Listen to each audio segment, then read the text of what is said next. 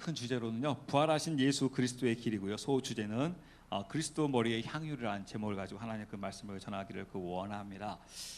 제가 종종 이렇게 신사참배에 대해서 여러분들 이렇게 말씀을 이렇게 드리는데요, 그 신사참배를 이렇게 보게 되면 그 주기철 목사님과 그 소수의 목회자와 소수의 그 성도들, 그리고 다수의 목회자와 그 다수의 그 교인들을 보게 되면 어떻게 서로가 이렇게 상반된 길을 걸어갈 수가 있었을까?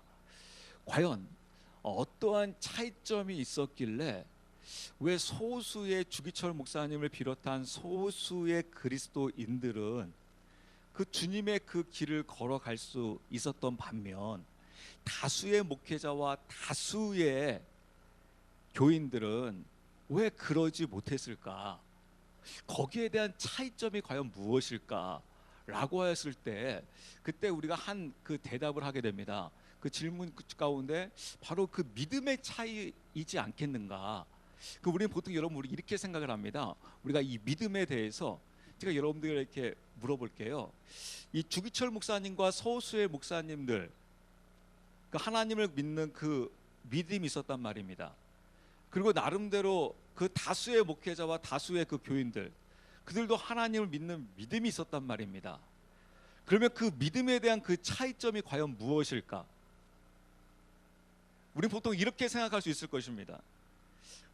그래, 주기철 목사님과 그 소수의 그리스도인들은 강한 믿음을 갖고 있었고, 그 다음에 다수의 목회자와 다수의 교인들은 그런 강한 믿음을 갖고 있지 못했구나. 믿음이 너무 연약하다 보니까 그 환난을, 그 어려움을 견딜 수가 없었구나. 그러므로 우리는 이 강한 믿음을 소유해야 한다. 그러므로 주님, 우리에게 강한 믿음을 주시옵소서 라고 이야기할 수 있을 것입니다. 다시 한번 여러분들에게 이런 질문을 해보고자 합니다. 여러분, 믿음에는요, 강한 믿음과 약한 믿음이 있을까요? 아마 여러분 어떠신 것 같습니까? 우리는 보통 이렇게 강한 믿음과 약한 믿음, 믿음이 강한 자는 승리할 수 있고 믿음이 연약한 자는 나는 믿음이 약해서 안 돼 라고 하시는 분들, 믿음이 약해서일까요? 성경에 참 이런 재밌는 내용이 있습니다. 어떠한 내용이 있냐면 예수님께서 말씀하실 때 이 겨자씨만한 믿음만 갖고 있어도 저기 태산을 만약에 강주로 비유한다고 하게 되면 이 강주에 있는 가장 큰 산인 무등산을 저기 태평양으로 옮길 수 있다라는 거예요. 근데 여러분, 이 말씀의 구절을 보게 되면 참 재밌습니다. 어떠한 구조냐면요, 여러분 보세요. 제가 아까 그 믿음에 대해서 강함과 약함에 대해서 이야기했는데 예수님께서 이 겨자씨만한 믿음을 이야기할 때는 우리 입장에서 볼 때 이 겨자씨만한 믿음은 좀 큰 믿음을 이야기하는 것 같습니까? 작은 믿음을 이야기하는 것 같습니까? 이 겨자씨 굉장히 작은 씨알 하나에 부족하지 않습니까? 근데 굉장히 작은 것을 이야기하는 것 같아요. 굉장히 작은 믿음을 이야기하는 것 같아요. 그런데 아까 좀 전에 말씀드린 대로 태산을, 즉 무등산을 저기 태평양으로 옮길 수 있다. 여기서 이야기할 때는 좀 큰 믿음인 것 같아요? 작은 믿음인 것 같아요? 굉장히 큰 믿음인 것 같잖아요. 분명히 겨자씨를 이야기할 때는 굉장히 작은 믿음을 이야기하고 있는 것 같고, 그 다음에 태산을 이야기하고 있을 때는 굉장히 큰 믿음을 이야기하고 있는 것처럼 우리가 간주되어집니다. 근데 여러분, 사실 가만히 자세히 보게 되면 그것이 아니라는 거예요. 믿음에는 이 강함과 약함을 지금 주님께서 지금 말씀하고 있는 것이 아니다라는 겁니다. 너희들이 작은 믿음 하나 갖고 있으면 뭐든지 할 수 있다. 그 작은 믿음을 지금 이야기하고 있는 것이 아니라 믿음 자체를 이야기하고 있는 거예요. 믿음 그 자체만 갖고 있게 되게 되면 그 능치 못할 일이 없다라는 것입니다. 아멘이십니까, 여러분? 그 믿음 그 자체, 강하고 약함의 차이점이 아니라는 거예요. 강한 자는 승리하고 약한 자는 패배한다는 것이 아닙니다. 그럼 여러분, 믿음으로 구원받는다는 사실이 여러분 틀린 거죠. 여러분, 구원은 무엇으로 받습니까? 믿음으로 받잖아요. 그런데 여러분, 약한 믿음은 멸망당하고 강한 믿음은 구원받는다. 그건 말도 안 되잖아요. 믿음 그 자체를 지금 성경에서 우리에게 말씀해주고 계시다는 것을 알 수가 있습니다. 이 믿음 자체가 단순히 강하고 약함의 차이에 따라서 이 승패가 좌우되는 것이 아니라 이 믿음 이 자체를 갖고 있게 되면 어떠한 일이 있어도 승리하게 된다는 거예요. 그러나 너희가 아무리 강력한 의지와 결단과 결심을 갖고 있어도 그 믿음 자체가 없게 되게 되면 결코 승리할 수 없다는 거예요. 이 세상의 싸움은 우리의 힘으로 싸울 수 있는, 우리의 힘으로 승리할 수 있는 길이 아니다라는 것을 성경에서 우리에게 분명하게 말씀해주고 있는 것을 볼 수가 있습니다. 제가 나중에 여러분들에게 자세하게 말씀드리겠는데요, 제가 여러분 요새 가지고 회개 외치면서 이 회개에 대해서 제가 여러분들에게 좀 깊이 좀 다뤄야 될 부분이 있는데, 대부분 우리들은요 회개한다고 하면서 무엇을 하고 있냐면요, 자신의 자책과 뉘우침으로 끝나려고 합니다. 사실 그거는 회개가 아닙니다. 여러분, 사람을 여러분 잘 아셔야 되는 게 바로 무엇이냐면, 우리가 회개한다고 해가지고 내가 이 회개를 통해서 내가 눈물 콧물을 다 흘리면서 결단과 결심하게 되면 우리는 변했다고 생각을 해요. 근데 여러분, 사람은요 절대 그렇게 해서 변하는 법이 없습니다. 여러분, 내 자신도 마찬가지고 우리 자녀들도 마찬가지고 우리 배우자도 마찬가지고요, 어떤 잘못으로 인해 가지고 어떤 잘못된 행위로 인해 가지고 내가 그거에 대해서 피눈물을 흘려가면서 내가 다시는 내가 이런 일을 내가 하지 아니하리라, 여보 잘못했어, 부모님 잘못했어요, 친구야 미안하다 라고 하면서 여러분들이 눈물 콧물 다 흘리고 결단과 결심을 하면서 때로는 내 결단을 보여주리라고 하면서 내 손을 뜯어가지고 피로 각서를 쓰고 별쇼를 다 해도요, 사람은 변할까요 안 변할까요? 사람은 여러분 안 변합니다. 여러분, 며칠만 지나보세요. 그 결단한 거 결심한 거 다 사라집니다. 여러분 절대 그 눈에 보이는 어떤 그 행위로 인해 가지고 그 사람이 여러분 변했다고 여러분 생각하지 마세요. 때로는 그래서 여러분들 그 고민을 하시는 겁니다. 내가 분명히 때는 어떠한 그 부분을 놓고 그 행위 때문에 하나님 앞에 교회에 나와서 눈물을 흘려가면서 온 몸부림을 쳐가면서 내가 하나님 앞에 회개하면서 눈물을 흘렸는데, 그 당시에는 잠깐 그 눈물을 흘리면서 막 그냥 내 안에 기쁨이 임하고 뭔가 내가 변한 것 같고 그런 충만함이 있었는데, 딱 교회 밖을 나가고 하루만 지나고 하게 되게 되면 갑자기 그게 다 사라져 있어요. 그럼 이게 뭔가? 내 의지가 약해서인가? 사람은 의지가 약해서인가? 여러분, 사람은요 의지가 다 약합니다. 단순히 그 차이점이 조금 의지가 강하느냐 약하느냐의 차이점인 것 뿐이지, 모든 사람은 그 의지 가지고도 나의 그 결단과 결심 가지고는 얼마 가지 못한다는 거예요. 성경은요 그 믿음은요 그것을 우리에게 적나라하게 우리에게 말씀해주고 있고 보여주고 있는 것을 볼 수가 있습니다. 너희가 그것으로 인해 속지 말라라는 것입니다. 그래서 그 믿음이 정말 너희 안에 있느냐, 그 믿음이라는 그 생명이 있게 되게 되면 변하지 말라고 해도 변하게 되지만, 그 믿음이 없게 되면, 생명이 없게 되게 되면 아무리 내가 결단과 결심한들 소용없다라는 거예요. 아무리 내가 헌신한들 소용없다라는 겁니다. 그 결단이 거짓이라는 게 아닙니다. 그 결심이 거짓이라는 게 아니에요. 우리가 결혼할 때 배우자를 향하여 결단하고 있는 게 여러분 이게 거짓이 아닙니다. 근데 사람은 그 결단하고 결심한 것이 얼마 안 지나서 변한다는 겁니다. 그럼 그때 거짓이었느냐? 거짓은 아니었어요. 정말 진실되게 사랑했고 진실을 다해서 내가 결단하고 결심했었어요. 그러나 변한다라는 거예요. 바뀐다라는 거예요. 왜냐하면 그 안에 믿음이라는 생명이 없게 되게 되면 사람은 변할 수밖에 없다는 겁니다. 그것이 그를 생명의 길로 이끌지 못한다는 거예요. 그래서 성경에서는 그 믿음을 지금 계속해서 우리에게 말씀해주고 있어요. 성경에서 말씀하고 있는 이 믿음을 네가 정말 소유하고 있느냐. 왜 제가 이 부분을 자꾸 여러분들 강조 말씀드리냐면요, 이 마귀라는 존재가요 우리 인간에게 가장 많은 부분들을 속이고 있는 부분 중에 하나가 바로 무엇이냐면 이 믿음이라고 하는 이 구원에 관련된 부분이에요. 이 구원이 참이다 보니까 이 참 안에 짝퉁이 너무 많이 나온 거예요. 나와도 보통 많이 나온 게 아니에요. 여러분 이렇다고 합니다. 저는 한 번도 보지 못했는데 그 세계에서 통용하고 있는 돈이 달러잖아요. 근데 이 달러를 이 북한에서 위조해서 나온다고 합니다. 근데 이 북한에서 위조 이 지폐 이 달러가 얼마나 완벽하게 나오는지 거의 전문가들도 구분할 수가 없답니다. 때론 기계도 웬만해서는 이 위조 지폐를 구분을 잘 못한다고 합니다. 왜냐하면 너무나도 똑같이 만들어내기 때문에. 그래서 이 짝퉁이 진품과 너무 비슷하게 만들어내면 때로는 전문가조차도 구분하기 힘들 정도가 돼버리는 거예요. 지금 구원이 여러분 이렇게 돼버렸다는 겁니다. 지금 구원이.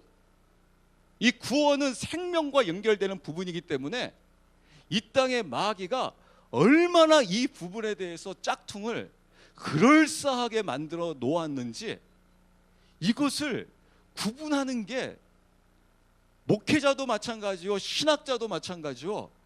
때로는 이것을 구분하는 것 자체가 때로는 뭐 불가능할 정도로 너무나도 많은 짝퉁의 구원들이 많이 있다라는 거예요.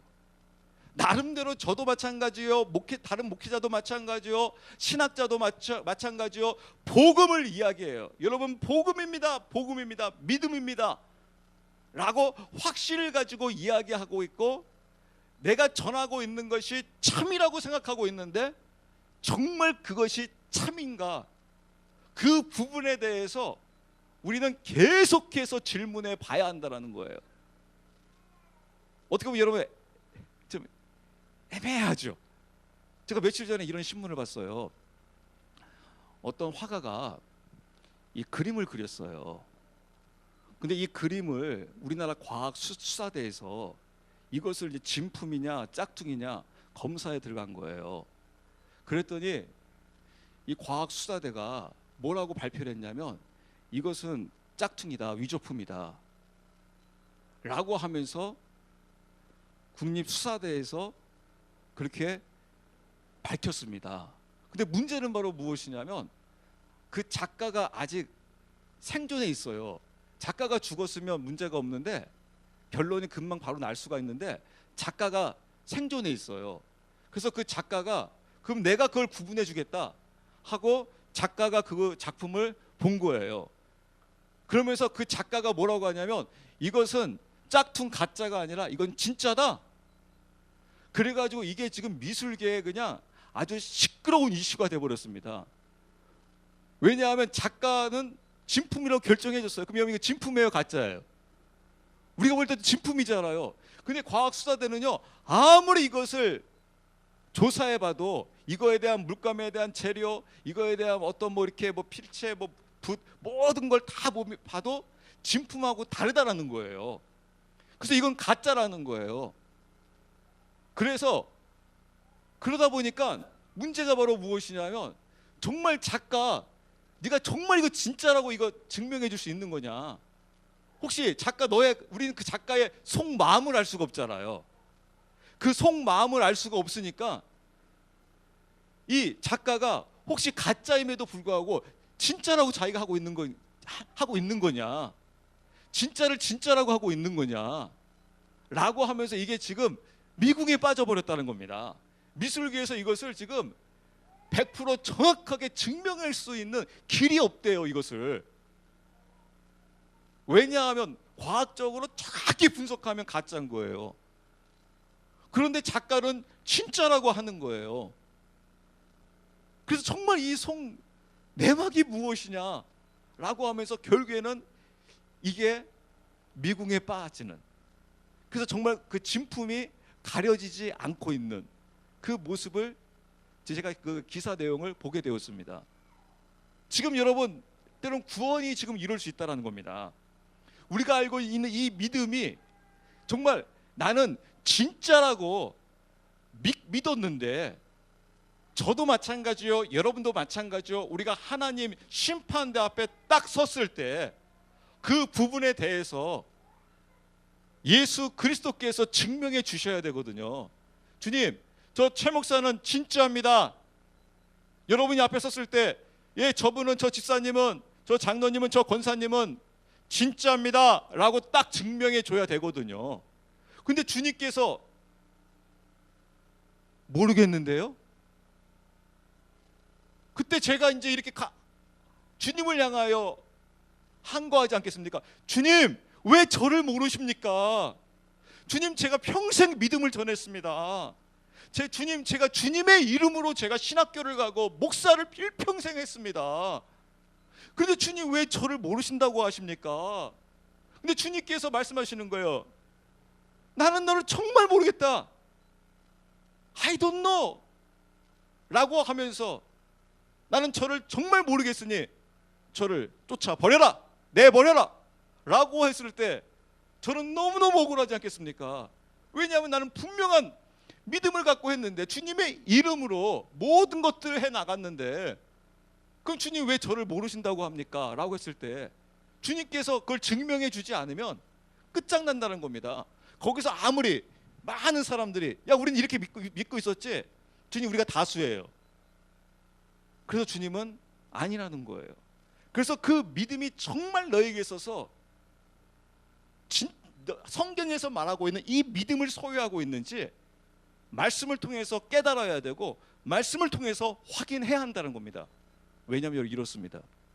여러분들이 성경 말씀 보시게 되게 되면 공강복음, 마태, 마가, 누가, 요한복음 여러분들 이렇게 잘 이렇게 보시면서요, 그때 예수님의, 특히 여러분 예수님을 만났던 자들, 또 예수님의 그 제자들의 여러분 모습을 잘 보세요. 그러면 그들이 당시 예수님을 만나고 예수님과 함께 하면서 예수님의 말씀을 들어가면서 예수님의 기적을 보면서 체험하면서 경험하면서 주님을 믿는다고 했어요. 근데 항상 여러분, 이 믿음에는 반드시 우리가 이 시험대 앞에 서게 됩니다. 그 시험대 앞에 섰을 때 나의 믿음이 참인지 거짓인지 증명이 되어져요. 그때가 언제였냐면 예수님께서 십자가에 못 박혀 돌아가실 때예요.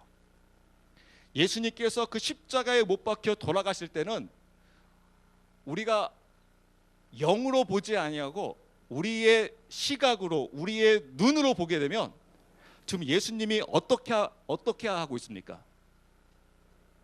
사단에게 패하시고 처참하게 예수님께서 죽으시고 계시는 십자가의 그 모습을 발견하게 됩니다. 어떻게 보게 되면 우리가 일평생 믿었던 그 하나님이 안 계신 것처럼 보여져요. 우리의 시각으로 보게 되면 십자가의 사건은 마치 하나님이 안 계신 것 같아요. 하나님이 계시다고 하게 되면 저럴 수 없는 것이지. 즉 분명히 예수님을 믿고 예수님을 따랐던 그 무리들과 그 제자들의 모습을 보게 되면 그 십자가 그 사건을 통해서 그들이 다 어떻게 합니까? 예수님을 다 부인하기 시작합니다. 나는 저 사람을 모른다. 저 사람과 나는 상관없다. 왜냐하면 저 사람과 나를 상관 있게 엮이게 되게 되면 그 자리에 나도 어떻게 됩니까? 나도 십자가를 짊어질 수 있기 때문에. 그 당시에 여러분 십자가는요 가장 처참한 처형 중에 하나입니다. 가장 비참한 처형입니다. 가장 무서운, 가장 두려운 처형입니다. 그때 내가 예수님을, 저는 압니다. 제가 저분의 제자입니다.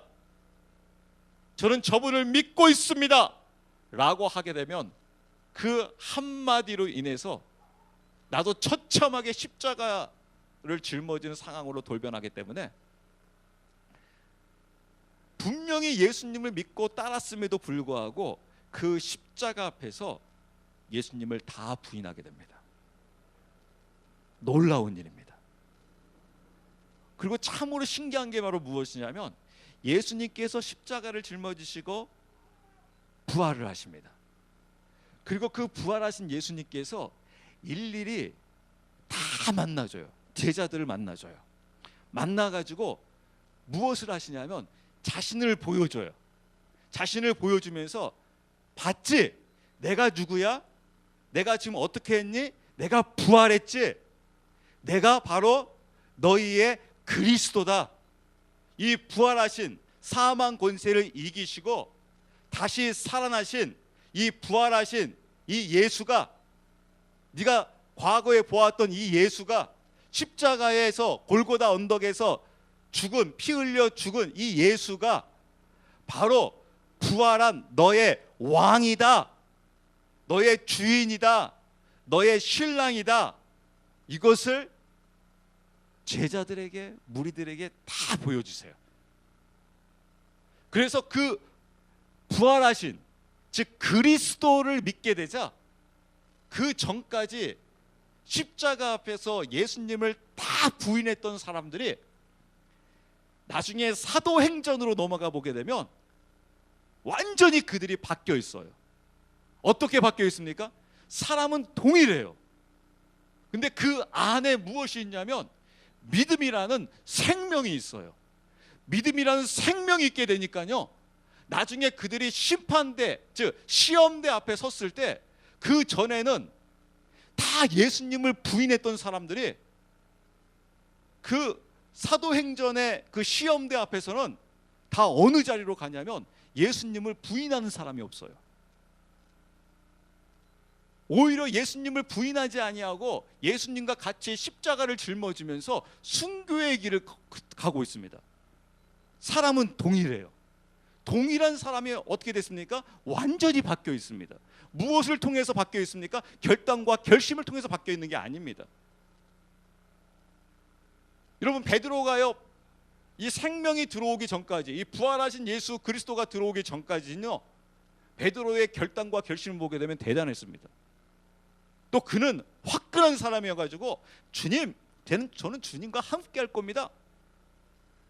저의 생명을 걸어서도 저는 주님과 일평생 함께 할 거예요. 여러분, 그게 절대 거짓말이 아니에요. 그는 참으로 결단했었어요. 결심했었어요. 근데 그게 인간의 한계라는 겁니다. 나의 결단과 결심으로는 그 시험대 앞에 섰을 때 와르르 무너질 수밖에 없는 게 그게 인간의 모습이요, 베드로의 모습이었었어요. 근데 그 베드로에게 드디어 참 믿음이라는 생명이 그에게 들어오게 되자 그에게 무슨 일이 생기기 시작합니까? 이제 주님의 길을 가고 있는 것을 볼 수가 있어요. 그 제가 여러분 서두에 말씀드린 대로 그 주기철 목사님과 다수의 사람들의 그 차이점은 어디에 있었냐면 믿음이 있느냐 없느냐의 차이점에 있었어요. 믿음이 강하고 약함의 차이점이 아니라 믿음이 있느냐 없느냐예요. 제가 여러분 이 부분들 여러분들에게 이제 자주 말씀드리면서 주기철 목사님도 때로는 베드로도 아까 어디 앞에 섰었냐면 시험대 앞에 섰었습니다. 이제 우리도 앞으로 개인적으로 여러분도 하나님 앞에 시험대 앞에 서야 할 뿐만 아니라 이제 앞으로 우리나라도 이제 민족적으로 이 시험대 앞에 서는 날이 곧 다가오고 있는 것을 볼 수가 있어요. 제가 며칠 전에 여러분 9시 뉴스를 보다가 깜짝 놀랐어요. 그것은 왜 깜짝 놀랐었냐면 캐나다 지금 상황을 9시 뉴스에서 보여주고 있는데 캐나다에서 며칠 전에 동성애 축제를 하면서 거리 퍼레이드 행진을 했었어요. 근데 여러분 지금 총리 한번 여러분 인터넷으로 나중에 한번 찾아보세요. 지금 이 캐나다의 총리가 아주 헬섬하게 아주 멋있게 생겼습니다. 그냥 아주 멋쟁이에요. 야, 어떻게 총리가 저렇게 멋있게 생길 수가 있나? 그래서 여러분 이 부분을 깊이 연구하는 분들 중에 하나가 이 사람의 이 외모에 따라 가지고 이 사람을 끄는 이 호감도가 굉장하다고 합니다. 과거에 그 영국의 그 총리였던, 제 이름이 정확히 지금 생각이 갑자기 안 나네요. 과거에 총리였던 사람 보게 되면 굉장히 똑똑하면서 그냥 얼굴이 그냥 굉장히 헬섬해요. 그래가지고 굉장히 많은 사람들을 세계를 움직이는데 굉장한 역할을 했습니다. 이 캐나다 이 총리가 지금 굉장히 멋지게 생긴 사람이에요. 근데 그 캐나다 총리가 그 동성애 퍼레이드에 본인이 참석해가지고 손을 흔들면서 나는 이 동성애를 지지한다 라고 하면서 가는 그 장면을 제가 보면서 주님, 도대체 이게 어찌된 일입니까? 세계가 지금 이 동성애의 차별화 금지법에 그냥 혈안이 되어 있습니다. 이것을 통과시키기 위해서 난리가 났습니다. 또 그러면서 또 며칠 후에 이 방글라데시 테러 사건을 목격하게 되었어요. 근데 그 방글라데시 그 테러 사건을 보면서 어떠한 재미있는 일이 있었냐면, 재미있는 일이 아니죠, 안타까운 일이죠. 그 테러범들이 이 모슬렘 사람들로서 이 자신들의 쿠란을 애우지 못하는 자들은 그 자리에서 고문을 시키고 죽였어요. 이제 그런 것들을 보면서 지금 우리가 나름대로 우리 한국에서도 우리 기독교인들이 열심히 지금 이 차별화 금지법을 막고 있지만, 언젠가는 우리가 이 기간만 지금 늦추고 있을 뿐이지 결국에는 이 차별화 금지법이 결국에는 우리나라에서 통과되겠구나. 왜냐하면 지금 우리 연령층을 이미 조사해 보게 되면 결국엔 통과될 수밖에 없는 상황에 이미 몰려 있습니다. 왜냐하면 이미 30대를 기준으로 해서 30대 밑으로는 이 동성애를 지지하는 퍼센테이지가 훨씬 더 높습니다. 그래서 결국에는 통과될 수밖에 없는 그런 상황 속에 가게 되는데, 이 차별화 금지법이 이제 나중에 통과되어지고 이런 법들이 계속해서 강화되어지게 되게 되면 결국 우리 한국 교회는 이 시험대 앞에 놓이게 되어져요. 시험대 앞에 놓여졌을 때 너희가 이 믿음을 지킬 수 있느냐, 저와 여러분들이 이 믿음을 지킬 수 있느냐라는 시험대 앞에 놓이게 될 겁니다. 아까 근데 제가 서두에 말씀드렸는데 우리 결단과 결심으로는 여러분 쉽지 않을 겁니다. 왜냐하면 법이 합법적으로 공격해 들어오기 때문에 그렇습니다. 법이 합법적으로 벌금형을 내리고 구속형이 나오기 때문에 그렇습니다. 그랬을 때 여러분 어떻게 하시겠어요? 우리가 조금만 머리만 잘 쓰고 말만 잘 조절하게 되면 빠져나갈 구멍은 있습니다.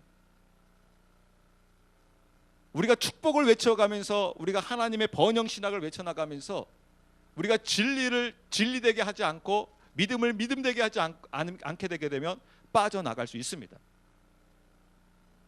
그러나 정말 믿음을 믿음되게 하면서 그 진리를 선포하면서 나가게 되게 되면 걸리게 되어 있을 겁니다. 그랬을 때 나중에 이 한국 교회가 여러분, 저와 여러분들이 이제 우리도 놓이게 된다라는 거예요. 주기철 목사님만 시험대 앞에 놓이게 되는 것이 아니라 우리도 그 앞에 놓이게 된다는 겁니다. 나중에 교회가 구분되어질 것입니다. 목사들이 구분되어지고 여러 성도들이 구분되어질 것입니다. 무엇으로 해요? 하나님께서는 분명히 가른다고 말씀드렸습니다. 양과 염소를 구분하겠다는 겁니다.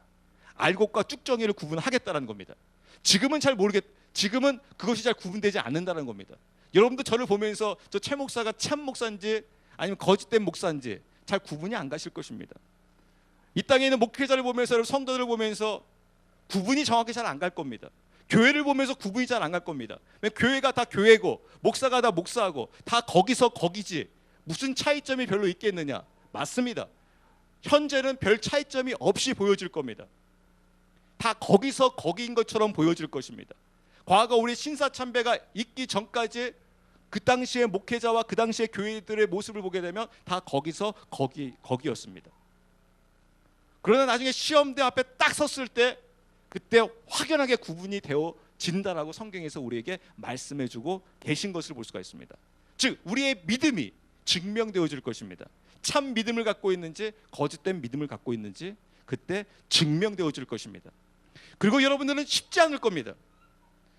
이 믿음이 있으면 우리는 쉽게 승리할 수 있을 것입니다. 그러나 믿음이 없게 되게 되면 우리는 스스로 합리화시키기 시작할 것입니다. 믿음이 있는 곳을 향하여 합리화시키기 시작할 것입니다. 어떻게 제가 여러분 차별화 금지법을 통해서 여러분들에게 협박하고 있는지 저는 들려질지 모르겠지만, 여러분 저번에 그때 우리가 그 2주 전에 그 영주체육관 그 집회 그 참석하신 분들 그 이야기 들으셨죠? 이미 미국, 세계에서 가장 민주주의가 발달한 그 미국에서 그 제과점 주인이 빵을 팔아요. 누구에게나 빵을 팔았어요. 근데 그 중에 그 주 고객이 누가 있었냐면 동성애자가 있었어요. 만들어진 빵은 빵이기 때문에 누구한테 그건 다 팔 수밖에 없어요. 근데 문제는 이제 여기서 시작이 되어집니다. 그 동성애자가 빵 주인에게 와가지고 부탁을 합니다. 주문을 합니다. 무슨 주문을 하냐면 우리가 지금 결혼하게 됐으니까 결혼 케이크를 만들어 달라. 기존에 있는 케이크를 그냥 사갔으면 별 문제가 없었을 텐데 우리가 지금 결혼을 해야 되니까 이 결혼 케이크를 만들어 달라고 주문을 합니다. 그때 이 빵 주인은 아주 신실한 크리스찬이었습니다. 그때 그들을 향해 이렇게 이야기합니다. 너희들이 지금까지 우리의 주 고객으로서 빵을 사가는 것은, 기존에 만들어진 빵을 사가는 것은 어쩔 수 없다. 그러나 우리는 크리스찬이기 때문에 동성애를 위한, 결혼식을 위한 빵은 우리가 일부러 그것을 내가 만들 수는 없다. 기존에 있는 빵은 내가 동성애를 위해서 만든 빵이 아니기 때문에 누가 사가더라도 이건 어쩔 수 없는 거지만 내가 일부러 나의 기술과 나의 모든 것들을 동원해 가지고 동성애를 위해서 빵을 만들 수는 없다라고 하면서 그거에 대해서 정중히 거절을 했어요. 그런데 며칠에 일이 터져버렸습니다. 나중에 그에게 고소고발이 들어갔는데요. 제가 숫자는 정확히 몇 가지인지는 뒤에는 제가 기억이 좀 가물가물합니다. 제 기억으로는요, 한 150가지 이상의 고소 사건에 휘말리게 됩니다. 그래서 저는 신기했습니다. 왜냐면 저는 그 전에 그 기사 내용을 봤었는데 어떻게 저렇게 100가지가 넘는 빵 하나, 케이크 하나 안 팔았다고 100가지가 넘는 고소가 들어갈 수 있는가라고 하면서 그 내용을 듣게 되었는데요. 학을 띠게 되었습니다. 그 내용은 바로 이거예요. 그 동성애자가 그 말을 듣고 스트레스를 받기 시작했다는 겁니다. 스트레스를 받기 시작하니까 내가 잠을 자지 못하겠다. 불면증에 시달리고 있다. 그것도 하나의 고발이 돼버린 거예요. 내가 불면증에 시달리고 있고 그것으로 인해서 내 감정이 상했다. 나도 사람으로서 인권이 있는 사람인데 내가 그것으로 인해서 내 인권이 파괴됐다. 내가 심한 극도의 스트레스로 인해 가지고 지금까지 술을 끊고 살았었는데 다시 술을 마시게 되었다. 이것으로 해서 내가 항상 어떤 불안 증세, 이런 증세 막 해가지고 100가지 이상의 고소 고발이 들어간 거예요. 무엇 하나 안 팔았다고요? 빵 하나 안 판 겁니다, 여러분. 그 앞에서 당신 죄인이야? 아니면 당신은 이러면 안 돼! 라고 하면서 충고한 것도 아니고 정중히 저는 믿음을 갖고 있기 때문에 이런 빵은 만들 수 없습니다. 라고 빵 하나 안 판 거 가지고 150가지의 고소가 들어가서 결국엔 그 빵집이 파산해 버렸습니다. 이게 지금 여러분 미국에서 지금 이루어지고 있는 일입니다. 근데 이런 일들이 여러분 이제 우리 한국 땅에서도 이루어진다는 겁니다. 그래서 여러분 교회가, 여러분 각 목사가, 여러분 개인이 이제 어떻게 그 믿음을 지켜나가시겠습니까? 왜냐하면 이것이, 우리는 이렇게도 이야기할 수 있을 거예요. 주님, 나 혼자만이라고 하게 되면 제가 이겨나가겠는데 저에게 가족도 있잖아요. 저에게 또 주님 재산이 있잖아요. 라고 하였을 경우 여러분, 이 믿음이 우리가 하나님 앞에 증명되어져야 한다는 겁니다.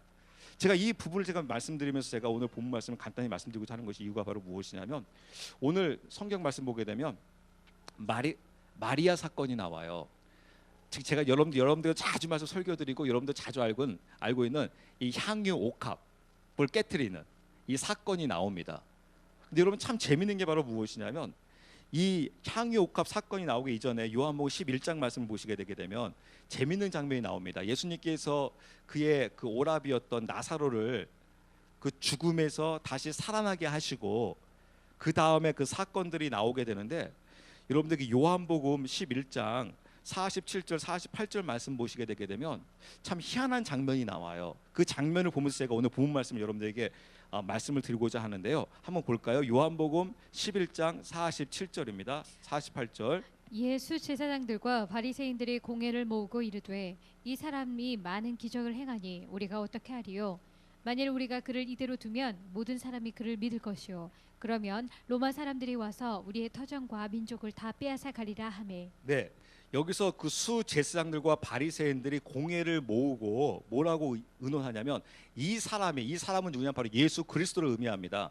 예수 그리스도가 많은 기적을 행하나니 우리가 어떻게 했으면 좋겠느냐. 그러면서 48절에 뭐라고 되냐면 만일 우리가 그를, 즉 예수라는 자를 그대로 두면 모든 사람이 그를 믿을 것이다. 예수 그리스도를 믿을 것이라는 거예요. 이 믿음을 이야기해요. 근데 참 이 믿음을 이야기하면서 그 뒤에 우리가 이해가 가지 않는 한 내용이 나옵니다. 그 내용이 바로 무엇이냐면, 그러면 로마 사람들이, 그 당시에 로마, 이스라엘 로마의 식민지 있지 않았습니까? 로마 사람들이 와서 우리의 터전과 민족을 다 빼앗아 가리라. 그러니까 로마 사람들이 우리를 끝장내 버리겠다, 끝장낼 것이다. 그러니까 참 희한하지 않습니까? 지금 많은 무리들이 예수님을 믿게 되면 로마가 우리 터전을 다 끝내버린다, 우리 민족을 다 망해버리게 할 것이다 라고 이야기를 해요. 좀 여러분 이해가 좀 안 가지 않습니까? 저도 처음에 이 말씀을 보면서 내용이 앞뒤가 맞지를 않는다. 왜 많은 사람들이 지금 예수님을 믿고 있는데 그 믿고 있는 거에 대해서 로마를 이야기하지? 그 로마가 우리를 멸망시킬 거라고 이야기하지? 왜 예수님을 믿는데 왜 로마가 예수 믿는 걸로 인해 가지고 이스라엘을 멸망시킬 이유가 무엇이 있겠는가? 라고 여러분들이, 우리가 이 부분에 대해서 의문점을 가지셔야 돼요. 근데 여러분 그 이유가 무엇일까요? 왜 그럴까요? 답은 여기에 있어요. 어디에 있냐면요, 아까 제가 말씀드린 믿을 것이다, 그를 믿을 것이다, 여기에 답이 있어요. 그것은 바로 무엇이냐면 우리가 알고 있는 지금의 믿음이 아니에요. 여러분 예수님 믿고 축복받아서 천국 갑시다, 지금 이것을 이야기하고 있는 게 아니에요. 여기서 말하고 있는 믿음은 바로 무엇이냐면 요한복음 20장 31절을 이야기하고 있는 거예요. 그게 바로 무엇이냐면, 제가 여러분 믿음을 이야기할 때 믿음은 뭐라고 했습니까? 믿음은 예수님이 그리스도이심을 믿고 있는 것이다 라고 말씀드렸잖아요.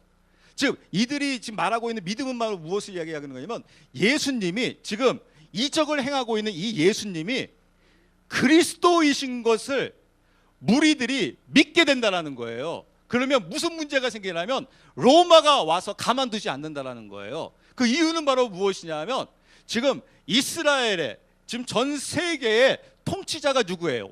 왕, 즉 황제가 누구예요? 로마의 황제잖아요. 로마의 황제권, 왕권이 흔들린다는 거예요. 반역이 이루어진다는 거예요. 왜냐하면 지금 그리스도가 왕인 것으로 믿어버리기 때문에. 단순히 그리스도가 구원자이십니다, 구원받고 하나님의 나라 천국 갑시다, 그러면 로마하고 아무 문제가 생기질 않아요. 황제하고 아무 문제가 생기질 않습니다. 왜냐하면 여러분 예수 믿고 구원받아 천국 가자라는데 이게 무슨 문제가 되겠어요? 황제가 무슨 문제가 되겠어요? 근데 문제는 바로 무엇이냐면 황제가 왕인데, 그래서 황제의 말에 따라서 살고 죽는 게 황제의 말에 달렸는데, 왕의 말에 달렸는데, 이제 이스라엘 백성들이 황제의 백성이 되는 것이 아니라 왕의 백성이 되는 것이 아니라 그리스도의 백성이 된다는 거예요. 즉 그리스도가 왕이 된다는 거예요. 그러면 이제 어떻게 돼버렸습니까? 두 왕이 생겨버리는 거예요. 두 왕이 생겨서 이제 이쪽은 이제 그리스도를 왕으로 믿고 살겠다는 거예요. 그러면 이제 이 로마의 황제권이 이제 어떻게 되는 겁니까? 반역자들이 되는 거예요, 얘네들이. 그 전까지는 아무 문제가 없는데. 그래서 지금 이 이야기를 하면서 오늘 본문 12장인 이 마리아의 사건이 나옵니다. 향유 옥합 사건이 나옵니다. 지금 마리아가 예수님을 향하여 무슨 장면을 하고 있냐면, 지금 예수님이 거의 이제 십자가에 못 박혀 돌아가실 그 직전에 다가왔어요. 즉 6월절이 다가왔습니다. 이때 마리아가 어떠한 일을 하냐면 자신이 지금까지 모았던 이 향유, 여러분 여기서 향유 옥합을 깬다는 것은 바로 무엇이냐면요, 우리가 쉽게 생각하기로는 옥합이 깨지는 걸 생각하는데 옥합은 여러분 깨지질 않습니다. 옥합이 무엇으로 만들어지냐면 이 돌로 만들어요. 그래서 여러분 깨고 싶어도 깰 수도 없고, 만약에 깨버리면 어떻게 되겠습니까? 막 이걸 깬다고 해서 예수님 머리에다 쳐버리면 예수님이 죽어버려요. 돌입니다. 돌. 그리고 향유 옥합을 깼다라는 것은 이 돌로 만들어진 이 입구 있죠. 그 입구를 이것을 깼다라는 거예요. 입구를 이것을 빼버렸다는 겁니다. 그거를 이제 옥합을 깼다는 표현이에요. 그래서 중요한 건 여기서 여러분 옥합을 깼다는 게 더 중요한 게 아니라 여기서 포커스는 바로 무엇이냐면 기름이에요. 기름. 이 기름이 300대란 요인이래요. 즉 마리아의 결혼 지참금이에요. 즉 마리아의 전부예요. 결혼을 하기 위해서 자기가 지금까지 모아두었던 전부를 지금 어떻게 하고 있냐면 이 기름을 예수님에게 붓고 있어요. 그러면 이 전부의 기름을 예수님 앞에 부은다라는 것은 지금 이걸 무슨 의미가 있냐면 이 기름에 굉장한 중요한 의미가 있습니다. 즉 기름 부음의 의미가 있어요. 이런 기름 부음이라는 것은 바로 무엇이냐면요, 왕권이 인정되어지는 부분입니다. 그런 예식이 이루어지는 겁니다. 즉 다윗에게 기름이 부어진다. 그럼 바로 무엇입니까? 이제 다윗이 왕이 된다라는 거예요. 이 기름 부음은 왕의 의미가 있습니다. 즉 마리아가 자신의 이 향유 옥합을 깨가지고 예수님에게 기름을 지금 붓고 있는 것은 무엇을 의미하고 있냐면 이제 나의 머리, 나의 신랑, 나의 왕은 누구입니다 라고 고백하는 것입니까? 바로 그리스도 당신임을 고백하는 거예요. 제가 지금까지 일평생 결혼 지참금으로 결혼을 위해서 제가 이 향유를 모았습니다. 저의 전부입니다. 지금 내 앞에 계신 이 예수님이 저에게 있어서 바로 신랑이십니다. 즉 머리이십니다. 저의 왕이십니다. 다시 말씀드려서 저의 그리스도이십니다 라고 하며 왕이심을 선포하는 거예요. 그게 바로 여러분 향유 옥합을 깨는 기름을 붓고 있는 장면입니다. 이 시간에 여러분들도 마리아처럼 우리가 이 시간에 저도 마찬가지, 여러분도 마찬가지요. 예수님을 향하여 우리가 예수님을 향하여 기름을 부어드려야 합니다. 즉 예수님이 왕이심을 우리가 이제 선포하고 믿고 나가야 합니다. 이제는 내가 왕이 아니요, 이 세상의 바로가 왕이 아니요, 그리스도가 왕이심을 선포하는 겁니다. 주기철 목사님이 아까 이 그리스도인 왕을 믿었기 때문에 주님의 길을 갈 수 있었던 것입니다. 주님의 제자들이 바로 이 그리스도이심을 믿었기 때문에 주님의 길을 갈 수 있었던 것입니다. 왜냐하면 그리스도를 믿고 있는 자들 이 길을 걸어갈 수가 있습니다. 그 이유는 바로 무엇이냐면 그리스도는 사망 권세를 이기신 왕이시기 때문에 그렇습니다. 왕을 믿고 왕의 길을 걸어가게 되면 왕이 책임져 줍니다. 즉 신랑이 책임져 줍니다. 그리고 그 신랑이 이미 승리했기 때문에 내가 승리의 자리로 가는 것입니다. 제가 이번 주 그 방글라데시 사건을 이야기하면서 새벽에 이런 말씀을 드린 적이 있었어요. 세상 사람이 이럴 수 있다는 겁니다. 쿠란을 애우지 못하는 자, 테러범이 죽이고 있습니다. 특히 거기에는 타겟이 누구냐면 기독교입니다. 그때 세상 사람이 여러분을 향하여 이렇게 질문할 수 있습니다. 야 지금 봐라, 지금 쿠란을 믿고 있는 모슬렘 알라와 거기에 인질범으로 끌려있는 예수님을 잘 믿고 있는 그리스도인과 지금 대치된 상태에 있다. 어떻게 보게 되면 알라와 하나님과의 싸움이다. 근데 너희 하나님 어디 계시냐? 너의 자녀가, 하나님의 자녀가, 즉 하나님의 신부가 지금 알라를 믿고 있는 자 앞에서 처참하게 죽어가고 있는데 너희 하나님은 뭐하고 있느냐? 하나님이 계시다고 하면 그럴 수 없는 거지. 하나님이 알라보다 약한 거냐? 알라가 더 세냐? 그럼 알라가 더 세네. 그럼 여러분 뭐라고 답변하시겠어요? 알라를 믿는 자는 알라이고 하나님을 믿는 자는 하나님인데 지금 알라와 하나님이 싸우고 있는데 그러면 그 하나님이 더 세다고 하게 되면 하나님이 승리해야 되지 않느냐? 그런데 왜 죽느냐? 예수 믿는 사람들이 왜 처참하게 죽느냐? 제가 교회 밴드에도 올렸죠. 나이지리아 사건 보게 되면 처참하게 몽둥이로 맞고 불에 태워서 죽고 있는 그 그리스도인들, 야, 하나님이 세다고 하는데, 하나님 만왕의 왕이라고 하는데 왜 지고 있느냐? 그럼 여러분 뭐라고 답변하시겠어요? 머리만 긁적거리면 큰일 납니다.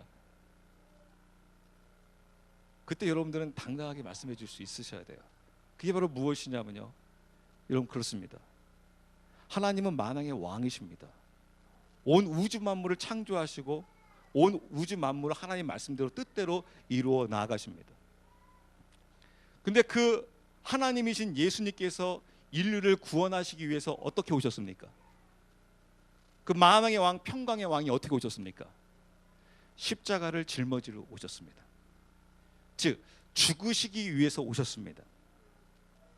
그래서 그 만왕의 왕은 예루살렘에 입성할 때 말을 타지 아니하시고 나귀를 타고 들어오십니다. 그리고 어린 양의 모습으로서 죽으시러 오셨습니다. 그런데 계시록 말씀 보게 되면 그때 그 다시 오실 그 예수님은요, 흰 말을 타시고 통치하시러 오십니다. 여기에 답이 있는 겁니다. 왜냐하면 예수님께서 십자가를 짊어지시고 이 길을 걸어갔기 때문에 주님께서도 우리에게 말씀하시기를 너도 나를 따라오려거든 너의 십자가를 짊어지고 나를 좇으라고 말씀하셨다. 그래서 그리스도인의 승리는 바로 무엇이냐면 예수님이 죽으셨기 때문에, 신랑이 죽으셨기 때문에 나도 죽음의 자리로 갈 수 있는 것이 이게 승리라는 거예요. 그러나 재림 때는 다를 것이다. 재림 때는, 그때는 주님께서 심판자로서 만왕의 왕으로서 모든 것을 다 물리치시고 그때는 오시게 될 것이다. 그러나 지금 우리 그리스도인들은, 우리 그리스도인의 승리는 오히려 그 주님의 신부이기에, 주님께서 십자가를 짊어지고 죽으셨기에 오히려 나도 이 죽음의 자리로 갈 수 있는 게, 이게 교회의 승리요 그리스도인의 승리라는 것입니다. 그래서 여러분 결코 패하고 있는 것이 아닙니다. 오히려 승리하고 있는 것입니다. 거기서 무릎을 꿇고 자기의 목숨을 애걸하고 있는 게 이게 여러분 패배하는 것입니다. 주님이 내가 이 길을 걸어가셨기 때문에. 그래서 여러분 우리가 예수님의 그 제자들, 그 사도행전을 보면서 그들의 순교의 자리로 가면서 그들은 패한 게 아니었습니다.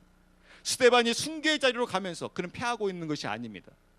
오히려 저들을 주여 불쌍히 여겨 주시옵소서라고 하면서 피를 흘리며 순교 현장으로 가고 있는 그들이 오히려 승리자요 주님의 길을 걸어가고 있는 자인 것을 볼 수가 있습니다. 그러나 마지막 때 주님께서 재림하실 때는, 그때는 다를 것입니다. 그때는 흰 말을 타고 통치자로서 그 오십니다. 그러므로 여러분, 바로 예수님이 그리스도임을, 이 마리아가 자신의 그 옥합을 깨트려서 그 기름을 부었듯이 이제 그리스도가 나의 왕이요 나의 신랑이요 나의 머리이심을 고백한 것처럼 우리들도 그리스도가 나의 왕이요 나의 신랑이요 나의 머리이심을 고백하며 나아갈 수 있는 저와 여러분들이 되었으면 합니다. 기도합니다.